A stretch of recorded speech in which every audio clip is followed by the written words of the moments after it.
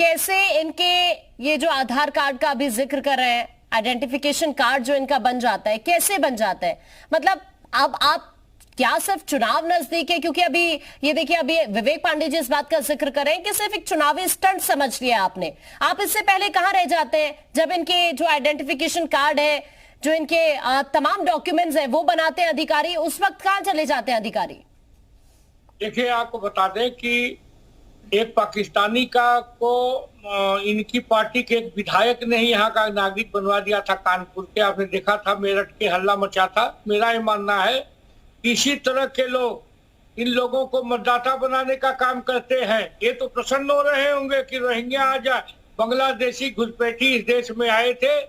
जब जनगणना हमारी सरकार ने शुरू की तो ममता बनर्जी चिल्लाने लगी, उन्होंने उन लोगों को मतदाता बना दिया, चिल्लाने लगी खून की नदियां बह जाएंगी।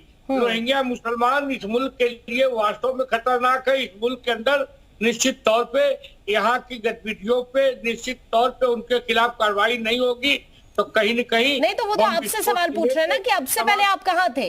अब चुनाव नजदीक आ रहा है तो आपको इस तरह के ऑपरेशंस की याद आ गई? जब सीमा हैदर यहाँ आई है तो हमारी उत्तर प्रदेश की सरकार, कम से कम उत्तर प्रदेश की सरकार के दिमाग में आया कि निश्चित तौर पे कुछ बोल रहे हैं, घुसपैठ बढ़ी है। और ये देखिए, सीमा हैदर 5 पासपोर्ट लेकर के 4 बच्चों के साथ भारत आ जाती है और नहीं मिलता इनको। जो कदम उठाया है निश्चित तौर पे अब रोहिंग्या गिरफ्तार होंगे। हम तो गणना बांग्लादेशियों को भी कर रहे थे, लेकिन यही पक्ष के लोग उन्हें मतदाता बनाने में लगे थे। अरे ये लोगों का बस चले तो रोहिंग्या मुसलमानों को मतदाता बना दे, इन्हें वोट से मतलब है, प्रदेश और देश से कोई मतलब नहीं है। ठीक है विवेक जी, जल्दी से आप अपनी बात रखें। इतनी देर में आपने देखा होगा केवल रट्टू तोते की तरह गोल गोल घुमाते रहे, लेकिन कार्रवाई क्या कर रहे हैं वो नहीं बता पाए। सीमा हैदर के आने का मतलब है कि भारत में घुसपैठ जारी है। सीमा हैदर के भारत में होने का मतलब है भारत में घुसपैठ जारी है और विधिक रूप से जारी है। आप सोचिए, एक सीमा हैदर को ये डिपोर्ट नहीं कर पाया अभी तक, उसपे भी सियासत कर रहे हैं और उसको भी सियासत का हिस्सा बनाना चाह रहे हैं अभी। मैं कहता हूँ कि नहीं, तो वो तो पूरा प्रोसेस अभी ऑनगोइंग है ना विवेक जी अभी। हाँ, मैं कहता हूं कि एक घुसपैठ आपके सामने हुई और बड़े स्तर पे हुई। वो तीन अंतरराष्ट्रीय नहीं इस टॉपिक को अगर हम एक साइड रखें, क्योंकि देखिए अभी उस मामले को लेकर जांच पड़ताल चल रही है, यूपी एटीएस जांच कर रही है। अभी हम चूंकि रोहिंग्याओं के मुद्दे को लेकर बात कर रहे हैं तो आप उसी पर आप। हाँ, मैं तो उसी पे आ रहा हूँ कि कौन जाने की सीमा हैदर ने आती है अपना स्लीपर सेल एक्टिव कर दिया हो, भाई उसको इतना समय मिल चुका है भारत में। और ये बात तो आप मानती है ना कि ये एक स्पष्टीकरण है। ठीक है, मैं अभी वापस आपकी पास लौट रही हूँ। इस वक्त अशोक जी मैं आपसे रिएक्शन लूंगी। मैं आपसे अभी रिएक्शन लूंगी। अशोक द्विवेदी जी, आपसे सर मेरा सवाल है, इस तरह के ऑपरेशंस देश के लिए, प्रदेश के लिए कितने जरूरी हो जाते हैं, देश की मजबूती के लिए, देश की सुरक्षा के लिए? अशोक सर।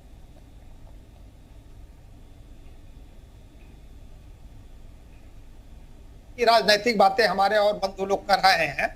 कानूनी बात यह है कि पूरे विश्व में इस समय ज्यादातर देश शरणार्थियों की समस्या को फेस कर रहे हैं। संयुक्त राष्ट्र ने 1951 में शरणार्थियों के बारे में एक प्रोटोकॉल बनाया था और 1967 में कुछ नियम बनाए थे। इन नियमों को, इन प्रोटोकॉल को दुनिया के 140 देश मान्यता देते हैं, उन्होंने हस्ताक्षर किए हैं। भारत देश इस प्रोटोकॉल को, इस कन्वेंशन पर हस्ताक्षर नहीं किया है, इसलिए ये प्रोटोकॉल, ये कानून भारत पर लागू नहीं होते हैं। भारत देश शरणार्थियों के संबंध में, हमारे देश में कोई कानून अभी तक बना नहीं है, जबकि आजादी के बाद से तमाम पार्टियों की सरकारें भारत देश में शासन की हैं। तो कोई शरणार्थी अवैध रूप से भारत में नहीं रह सकता। कुछ शरणार्थी आज की तारीख में भी भारत में रह रहे हैं, लेकिन वो भारत सरकार ने उनको अनुमति दिया है और भारत में रहने वाले ऐसे कई शरणार्थी भारत देश के कानून को मानते हैं, शांतिपूर्वक रहते हैं, यहाँ अपना कमाते खाते हैं, कोई भी ऐसा कार्य नहीं करते जिससे भारत देश की सुरक्षा को खतरा हो, कानून का पालन करते हैं। इसके विपरीत कई ऐसे भी शरणार्थी घुस आए हैं अवैध तरीके से, जिसमें रोहिंग्या भी हैं, जो इधर उधर जहां कहीं भी सरकारी जमीन है, रेलवे लाइन के अगल बगल झुग्गी झोपड़ी में रह रहे हैं और कुछ समय रहते हैं, थोड़ा बहुत काम करते हैं अवैध रूप से। भ्रष्टाचार के कारण, मैं साफ कर रहा हूं, भ्रष्टाचार के कारण या कुछ राजनीतिक लोगों की सहायता लेकर के आधार कार्ड वगैरह बनवा लेते हैं और जो सरकारी सुविधाएं वो प्राप्त करते हैं। कानूनी तौर पर ये गलत है। लेकिन सर वो किसी की भी हेल्प लेके अगर इस तरह की चीजें करते हैं तो इसमें जिम्मेदारी भी तो हमारे सिस्टम की ही होती है ना। लूपहोल अगर है, अगर कहीं चूक हो रही है तो वो भी तो फिर हमारे सिस्टम पर ही सवाल उठेंगे ना उसको लेकर भी कि कैसे आपने इनके डॉक्यूमेंट्स रेडी कर दिए। बिल्कुल सही कह रहे हैं आप, बिल्कुल सही कह रहे हैं, मैं आपसे सहमत हूं। हमारे सिस्टम में जो लोग बैठे हैं, जो लोग इसके लिए जिम्मेदार हैं, उनकी जिम्मेदारी बनती है। लेकिन फिर भी अगर अभी तक नहीं हुई, आजकल या पिछले कुछ दिनों में यहाँ उत्तर प्रदेश में सरकार इनकी पकड़ धकड़ कर रही, जो अवैध रूप से भारत में रह रहे हैं, तो वो सही कार्य है। उसको कोई राजनीतिक कारण या किसी कारण से जो भी कहे, लेकिन कानूनी तौर पर वो सही है। वो ऐसे लोग अवैध रूप से प्रदेश में रह रहे हैं, देश में रह रहे हैं, इनके खिलाफ कार्रवाई तो होनी ही चाहिए। इनको कोई कानूनी मान्यता नहीं है, कोई कानूनी मान्यता नहीं है। ठीक है, अशोक पांडे जी आपसे मेरा सवाल है, क्या आपको लगता है कि जो ये शरणार्थी, देखिए कुछ वो भी लोग हैं जो किसी को कोई हार्म नहीं पहुंचा रहे हैं, उनसे किसी को कोई दिक्कत नहीं है, लेकिन फिर भी ये हमारा देश है, ऐसे हम हर किसी को यहाँ पर रहने की इजाजत नहीं दे सकते। क्या आपको लग रहा है कि इन शरणार्थियों के लिए वाकई एक कानून बनाने की जरूरत है भारत के अंदर? अशोक पांडे जी। निश्चित तौर पे हमने तो एक गणना शुरू ही की थी। पूरे देश के अंदर बांग्लादेशी लाखों शरणार्थी हैं, बनारस में ही रिक्शा चलाते हैं, करते हैं, रहते हैं। सही बात है, अशोक जी ने कहा। लेकिन मेरा ये मानना है कि निश्चित तौर पे जिस तरह से रोहिंग्या मुसलमान घुसपैठ करके आके यहाँ रह रहे हैं, इससे निश्चित तौर पे हमारी अखंडता को तो खतरा है ही, अस्मिता को खतरा है ही। बमबाजी की घटनाएं, रेलवे में आग लगाने की घटना, इस तरह की निश्चित तौर नहीं तो इसका सॉल्यूशन भी तो आप ही निकालेंगे ना, क्योंकि जिम्मेदारी तो आप ही के ऊपर है इस वक्त, देश की भी और प्रदेश की भी। देखिए हमने शुरू किया ना, हमने बंगाल में जब हमने सब लोगों की गणना शुरू किया तो ममता बनर्जी को आग लग गई ना। हाँ। उत्तर प्रदेश के अंदर मेरठ के सपा के एमएलए ने ही एक पाकिस्तानी को नागरिकता यहाँ के लिए लिख के दे दिया था, आपको याद होगा।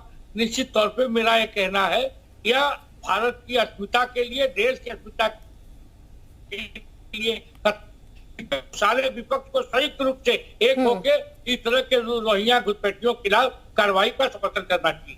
विवेक जी समर्थन करेंगे आप इस तरह की कार्रवाई का? इस पर मैं आपका रिएक्शन लूंगी, लेकिन उससे पहले आपको डिप्टी सीएम ब्रजेश पाठक का बयान भी सुनाते हैं। जो भी प्रदेश में अवैध तरीके से रहेगा उसके खिलाफ एक्शन होता रहेगा और सरकार इस तरह की कार्रवाई आगे भी जारी रहेगी, ये कहते हुए डिप्टी सीएम।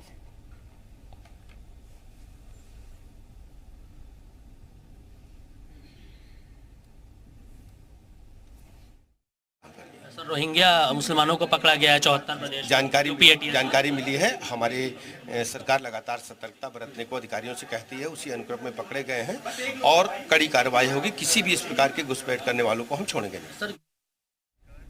और विवेक जी का अब मैं रुक करना चाहूंगी, चर्चा में चूंकि वापस आते हैं, एक बार फिर से डिस्कशन को आगे बढ़ाते हैं। विवेक जी, अभी अशोक जी को आप सुन रहे थे, वो कह रहे थे कि विपक्ष का समर्थन बहुत जरूरी है इसके लिए। अगर इस तरह के ऑपरेशन हम चला रहे हैं तो क्या आप इस ऑपरेशन को लेकर और इस तरह की कार्रवाई को लेकर साथ है भारतीय जनता पार्टी के लिए, यूपी सरकार के साथ? मैं सिर्फ 2 सवाल उठाऊंगा। हाँ। एक, क्या आपने कभी भी इस तरह की मुहिम में विपक्ष को साथ लेने का प्रयास किया? हाँ। आपने थोपने का प्रयास किया? दूसरी बात, आपने अभी इनकी बातों को सुना होगा, इन्होंने बंगाल से शुरू किया था। हाँ। मैं कहता हूं भाजपा शासित राज्यों में क्यों नहीं शुरू किया भाई? भाजपा शासित राज्यों से शुरू करते, जो जहां पे आपका अपना शासन है, जहां पे खुद रोहिंग्यों को आप पकड़ रहे हैं आज। क्योंकि मैं बता रहा हूं, ये चाहते हैं अराजकता फैलाना, आगामी चुनाव में दंगों की पृष्ठभूमि तैयार करना। आज मणिपुर में क्या रोहिंग्या वाली समस्या नहीं दिखाई दे रही इनको? मणिपुर जल रहा है ना, लेकिन एक फोन पे यूक्रेन का वॉर रुकवाने वाले, एक फोन पे फ्रांस के दंगे रुकवाने वाले लोग आज मणिपुर को नहीं चलने से रोक पा रहे हैं और मणिपुर जैसी विभत्स घटनाओं पे चर्चा करना चाहते हैं। मैं ये कह रहा हूं, जिस उत्तर प्रदेश में एलआईयू की एक महिला सिपाही खुद रोते हुए अपना वीडियो वायरल करती है कि उसका उत्पीड़न हो रहा है, विभागीय शोषण हो रहा है, वो बात कर रहे हैं सुरक्षा और कानून की, जहां खुद सुरक्षा देने वाले सिपाही और दरोगा सुरक्षित नहीं है। भाई मैं तो ये सवाल उठा रहा हूं कि आपने पुलिस को केवल और केवल राजनीतिक लक्ष्यों को हासिल करने का जो एक हथियार बना लिया है, क्या आप उनके समस्याओं का भी निराकरण कर पाएंगे? महिला सिपाही एलआईयू इंटेलिजेंस यूनिट की, लोकल इंटेलिजेंस यूनिट की, खुद अपना वीडियो वायरल करके अपने उत्पीड़न और अपने शोषण की बात जारी करती है और सरकार उस पर कोई सुध नहीं लेती है।